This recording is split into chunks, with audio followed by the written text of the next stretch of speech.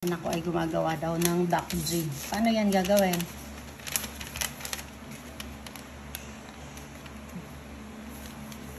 Gagawin mo ng square. Tapos ipo-fold.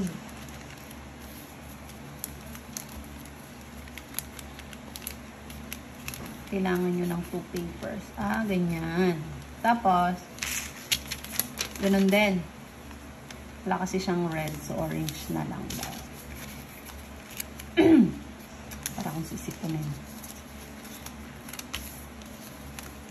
How did you learn that? Oh, I use it on my phone.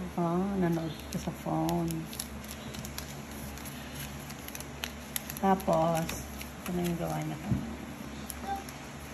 Sa school, ang daming ganitong mga nakatuping papel. Wow, colorful. Ang ganda pala pag different colors eh. Tapos, i-ano mo mas mabuti. Fold mo. Ayan, tapos pit-pit.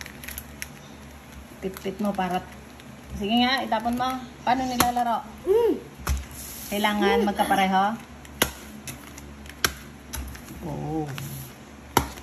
Okay. Ayun.